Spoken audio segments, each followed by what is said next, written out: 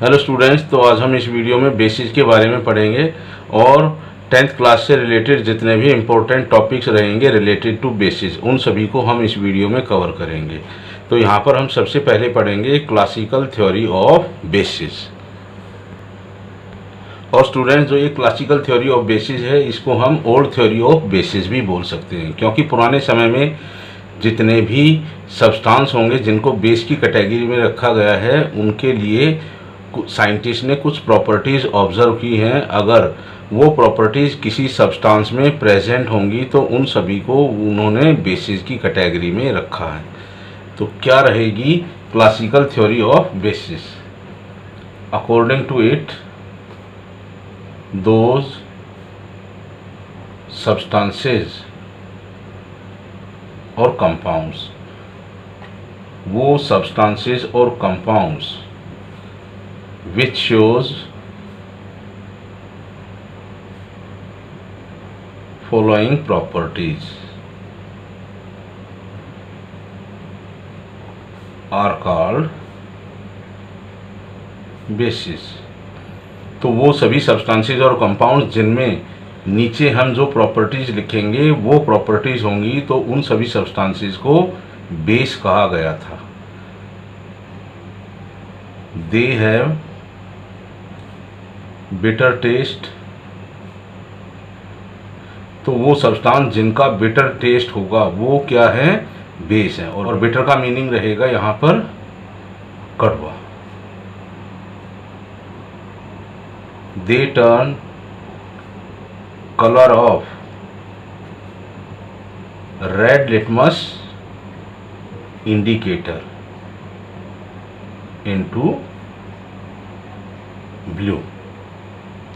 तो वो सब्सटेंसेस जो रेड लिटमस इंडिकेटर के कलर को चेंज करेंगे इनटू ब्लू कलर, वो सभी बेस हैं। दे टर्न कलर, कौन सा colour? Orange colour of methyl orange indicator. तो मिथाइल ऑरेंज इंडिकेटर का कौन सा कलर होता है? Orange into yellow. तो वो सभी सब्सटेंसेस जो मिथाइल ऑरेंज इंडिकेटर के कांटेक्ट में आएंगे और उसके कलर को अगर वो ऑरेंज टू येलो कन्वर्ट कर देते हैं तो वो सब्सटेंसेस भी क्या रहेंगे? बेस रहेंगे। दे आर हैविंग सोपी और सोप लाइक टच। तो वो सभी सब्सटेंसेस जिनका टच किस जैसा रहेगा? सोप जैसा या सोपी टच होगा, तो वो सब्सटेंस क्या है? बेस है। तो वो सभी सब्सटेंसेस जिनमें ये प्रॉपर्टीज साइंटिस्ट ने ऑब्जर्व की उनको उन्होंने बेस की कैटेगरी में रख दिया। तो क्लासिकल थ्योरी में इस तरह से सब्सटेंसेस को बेस की कैटेगरी में रखा गया है कि वो सभी सब्सटेंसेस जिनके अंदर इस तरह की प्रॉपर्टीज होगी या जो ये प्रॉपर्टीज शो करेंगे वो सभी सब्सटेंसेस या कंपाउंड्स क्या होंगे? बेस होंगे। तो स्टूडेंट्स, अब हम पढ़ेंगे यहाँ पर मॉडर्न थ्योरी ऑफ बेसिस। तो साइंटिस्ट ने बेसिस को मॉडर्न थ्योरी के अकॉर्डिंग किस तरह से डिफाइन किया गया है। So according to it means modern theory of bases, bases are those compounds. Bases क्या हैं? वो कंपाउंड्स होंगे हुज मॉलिक्यूल्स, जिनके मॉलिक्यूल्स में क्या प्रेजेंट होगा? Whose molecules contain OH group. OH group कौन सा है? इसका नाम क्या रहेगा? Hydroxyl group. And they give OH minus ions. OH minus ions को हम क्या बोलते हैं? Hydroxide ions. और हाइड्रोक्साइड आयन वो कब देंगे? When they are dissolved in water. तो मॉडर्न थ्योरी ऑफ बेसिस के अकॉर्डिंग क्या बताया गया है, बेसिस वो कंपाउंड्स होंगे जिनके मॉलिक्यूल्स में हाइड्रोक्सिल ग्रुप प्रेजेंट होगा और वही मॉलिक्यूल हाइड्रोक्साइड आयन देंगे जब हम उन कंपाउंड्स को वाटर में डिसॉल्व करेंगे। तो उन सभी सब्सटेंसेस को बेस कहा गया है। तो बेस क्या है, bases are hydroxide ion donor. तो वो सभी मॉलिक्यूल्स जो डोनर होंगे किसके, हाइड्रोक्साइड आयन के, दोज आर बेसिस। तो यहाँ पर हम कुछ एग्जांपल्स लेंगे बेसिस के लिए। NaOH, KOH। NaOH क्या है, सोडियम हाइड्रोक्साइड। KOH का नाम रहेगा potassium hydroxide.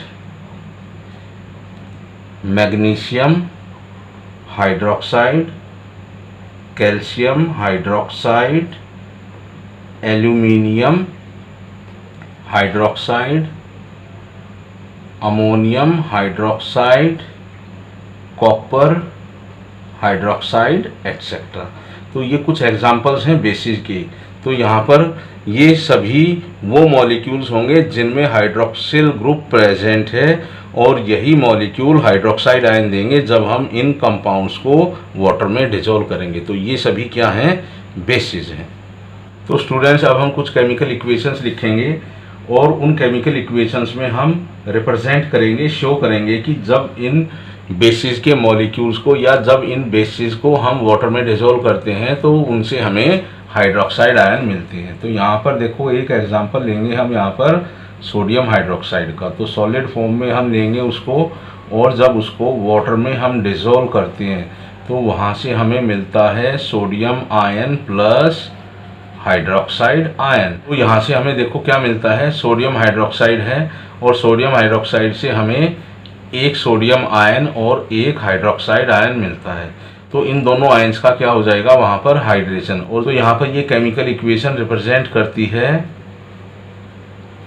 Ionization of A base, क्योंकि यहाँ पर आयनाइजेशन हो रहा है किसी बेस के मॉलिक्यूल का, क्योंकि सोडियम हाइड्रोक्साइड एक न्यूट्रल मॉलिक्यूल है और जब इस न्यूट्रल मॉलिक्यूल को हम वाटर में डिसॉल्व करते हैं तो उससे हमें क्या मिलते हैं, आयंस।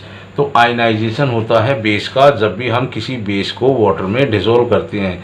तो आयनाइजेशन क्या है, ionization is a process in which a molecule gives ions. और आयंस हमें यहाँ पर देखो कौन कौन से मिलते हैं, जो पॉजिटिवली चार्ज आयन होगा वो रहेगा कैटायन और जो नेगेटिवली चार्ज आयन होगा वो रहेगा एनायन। तो जब भी किसी बेस के मॉलिक्यूल का आयनाइजेशन होगा तो उससे हमें कैटायंस और एनायंस मिलते हैं। इसी तरह से हम यहाँ पर कोई दूसरा बेस का मॉलिक्यूल लेंगे जो है मैग्नीशियम हाइड्रोक्साइड, और इस मैग्नीशियम हाइड्रोक्साइड को भी जब हम वाटर में डिसॉल्व करते हैं तो इसका भी क्या होगा यहाँ पर, आयनाइजेशन। तो आयनाइजेशन से क्या होगा, इस न्यूट्रल मॉलिक्यूल से हमें मिलेंगे कैटायंस और एनायंस। तो कैटायन कौन सा होगा, मैग्नीशियम 2+ आयन, और एनायन क्या रहेगा, हाइड्रोक्साइड आयन। तो कितने हाइड्रोक्साइड आयन मिलेंगे हमें इस सिंगल मैग्नीशियम हाइड्रोक्साइड मॉलिक्यूल से, हमें मिलेंगे यहाँ पर 2 हाइड्रोक्साइड आयन, क्योंकि देखो इस पूरे मॉलिक्यूल में एक मैग्नीशियम एटम प्रेजेंट है और 2 हाइड्रोक्सिल ग्रुप प्रेजेंट है। तो इससे हमें मिलता है एक मैग्नीशियम आयन जो है कैटायन और 2 हाइड्रोक्साइड आयंस, और ये क्या है, एनायन है, क्योंकि ये एक नेगेटिवली चार्ज आयन है। तो यहाँ पर इस हाइड्रोक्साइड आयन का भी क्या हो जाएगा, हाइड्रेशन। तो इस पूरे हाइड्रेशन के बारे में मैंने अपनी वीडियो एसिड्स में बताया गया है, तो प्लीज़ आप वहाँ पर भी इसको डिटेल में देख सकते हैं। तो अब हम एक एग्जांपल और लेंगे किसी बेस का, वो है अमोनियम हाइड्रोक्साइड। और अमोनियम हाइड्रोक्साइड को जब हम वाटर में डिसॉल्व करते हैं तो देखो अमोनियम हाइड्रोक्साइड सॉलिड फॉर्म में नहीं होगा, मैग्नीशियम हाइड्रोक्साइड सॉलिड फॉर्म में होगा, सोडियम हाइड्रोक्साइड भी हमें सॉलिड फॉर्म में मिलता है, लेकिन अमोनियम हाइड्रोक्साइड हमें एक्वस सॉल्यूशन की फॉर्म में मिलता है। तो जब इस aqueous solution of ammonium hydroxide को हम वाटर में डिसॉल्व करते हैं तो यहाँ से हमें मिलता है अमोनियम आयन, और एक मिलता है हमें हाइड्रोक्साइड आयन। तो यहाँ पर हमने देखा कि इस अमोनियम हाइड्रोक्साइड का भी आयनाइजेशन हो जाएगा जब हम इसको वाटर में डिसोल्व करेंगे। तो स्टूडेंट्स यहाँ पर देखो मैंने 3 एग्जांपल्स लिए हैं बेसिस के, और इन सभी एग्जांपल्स में हमने क्या देखा है, हमने कुछ मॉलिक्यूल्स लिए हैं और उन मॉलिक्यूल्स में क्या प्रेजेंट है, OH ग्रुप प्रेजेंट है, और उन्हीं मॉलिक्यूल्स ने हमें दिए हैं OH minus ion, hydroxide ion दिए हैं। कब दिए हैं, when they are dissolved in water, जब उनको वाटर में डिसॉल्व किया गया है।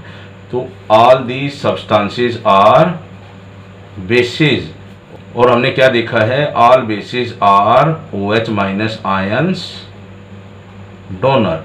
तो जितने भी बेस होंगे वो क्या रहेंगे, हाइड्रोक्साइड आयन डोनर रहेंगे। तो स्टूडेंट्स यहाँ पर एक और इम्पोर्टेंट पॉइंट रहेगा अपना, जो हमें हेल्प करेगा कि बेसिस को हम किस तरह से याद रखें और एसिड्स को हम किस तरह से याद रखें। तो एसिड्स क्या रहेंगे, H प्लस आयंस डोनर, और बेसिस क्या होंगे, bases are OH minus ions donor. तो वो सभी सब्सटेंसेस जो H प्लस आयंस देंगे जब हम उनको वाटर में डिसॉल्व करेंगे तो वो सभी एसिड्स रहेंगे, लेकिन वो सभी कंपाउंड्स जो OH माइनस आयंस देंगे जब हम उनको वाटर में डिसॉल्व करेंगे तो वो सभी कंपाउंड्स क्या रहेंगे, बेसिस रहेंगे। तो स्टूडेंट्स अब हम पढ़ेंगे क्लासिफिकेशन ऑफ बेसिस। तो यहाँ पर हम बेसिस को क्लासीफाई करेंगे इनटू डिफरेंट कैटेगरीज। तो किस आधार पर हम उन बेसिस को डिफरेंट कैटेगरीज में डिवाइड करेंगे, यहाँ पर हम उन सभी बेसिस को उस आधार पर डिफरेंट कैटेगरीज में रखेंगे कि उन बेसिस के कितने मॉलिक्यूल्स का आयनाइजेशन होगा जब हम किसी पर्टिकुलर बेस को वाटर में डिसॉल्व करते हैं। तो यहाँ पर जितने भी बेसिस रहेंगे हम उनको मेनली 2 ग्रुप्स में रखते हैं।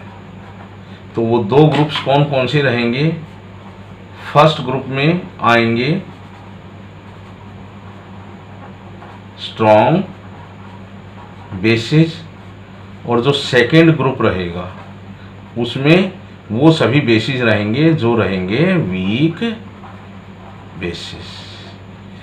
तो स्ट्रॉन्ग बेसिस और वीक बेसिस क्या रहेंगे, सबसे पहले हम पढ़ेंगे strong base.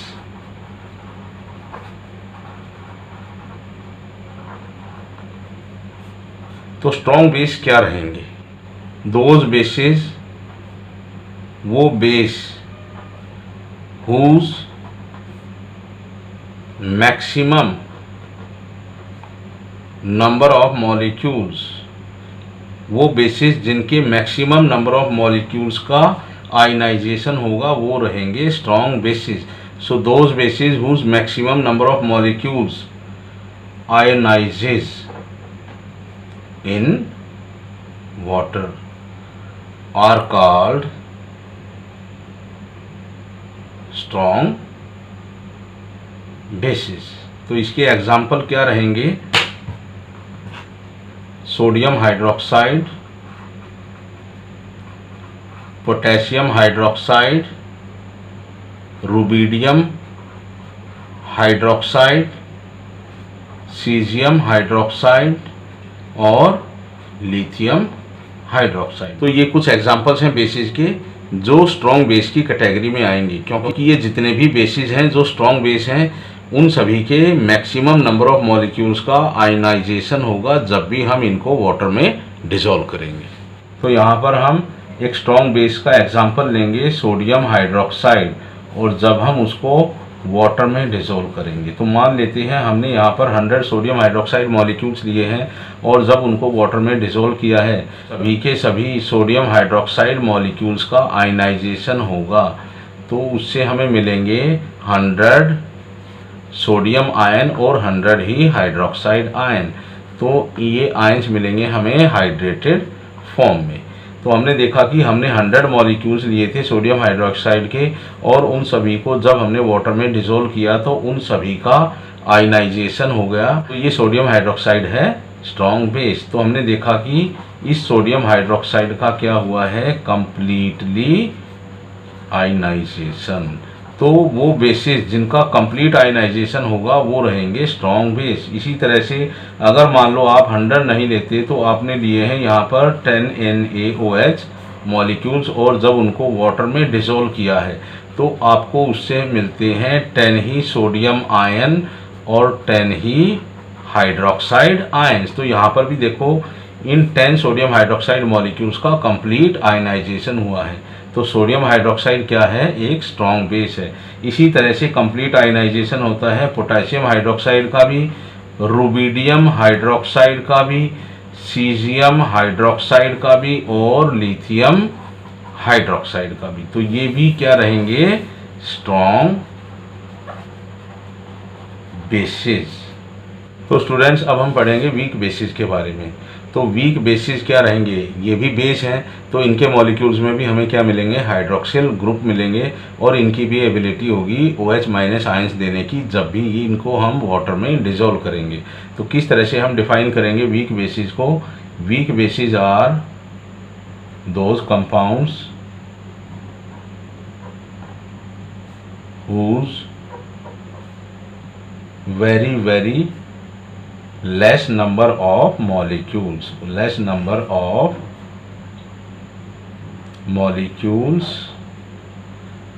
ionizes in water। तो वीक बेस वो सभी कंपाउंड्स होंगे जिनके बहुत ही कम मॉलिक्यूल्स का आयनाइजेशन होगा जब हम उनको वाटर में डिसॉल्व करेंगे। तो इस तरह से हम कह सकते हैं कि weak bases are those compounds which ionizes partially, जिनका पार्शियल आयनाइजेशन होगा। पार्शियल मीन्स बहुत ही कम।